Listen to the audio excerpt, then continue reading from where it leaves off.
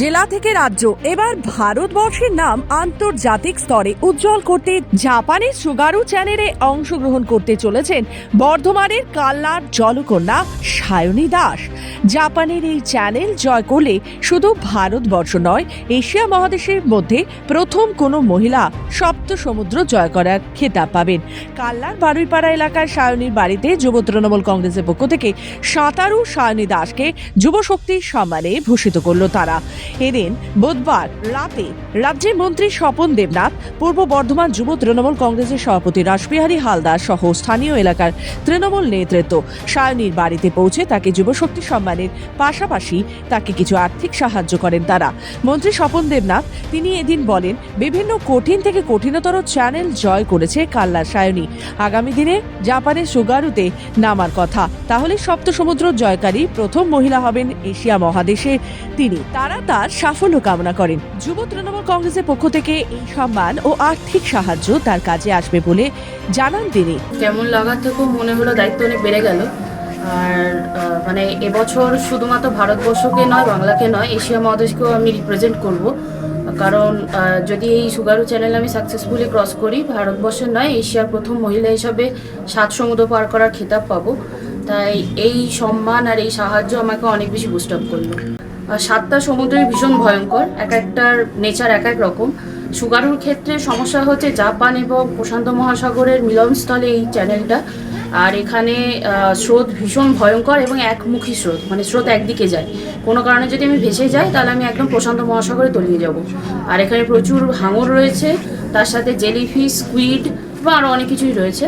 তো সব কিছু মিলিয়ে এটা ভীষণ টাফ। আর সব থেকে বড় কথা, ইংলিশ চ্যানেলে যেখানে 74% সাকসেস রেট, সেখানে সুগারুর 35% সাকসেস রেট। তো এই রেশিও থেকে বোঝা যায় এটা কতটা টাফ হতে চলেছে। দেখুন, পূর্ব বর্ধমান জেলায় আমরা মাননীয় মুখ্যমন্ত্রী মমতা বন্দ্যোপাধ্যায়ের অনুপ্রেরণায় এবং সাংসদ অভিষেক বন্দ্যোপাধ্যায় আদর্শে আমরা যুব শক্তি সম্মান দিচ্ছি। সেখানে যেমন অ্যাথলেটিকদের দিচ্ছি, যেমন ফুটবলারকে দিয়েছি, যেমন ক্রিকেটারদের দিয়েছি। কেউ খুব ভালো পড়াশোনায় মানে আর্থিক অনটনকে পেরিয়ে তারা এগিয়ে চলেছে, কেউ এইচএসে ফার্স্ট হয়েছে, কেউ 8th হয়েছে, কেউ সফটওয়্যার এডিশনে ভালো কাজ করছে। তেমনই আমাদের মাননীয় মন্ত্রী স্বপন দেবনাথ মহাশয় আমাদের জানিয়েছিলেন সেদিন প্রাথমিক শিক্ষা সংসদের যে স্পোর্টস, সেই মঞ্চে থেকে যে সায়নী দিও উপস্থিত ছিলেন ওখানে। সায়নী দাস তিনি আমাদের বাংলার গর্ব, কাল্লার মেয়ে।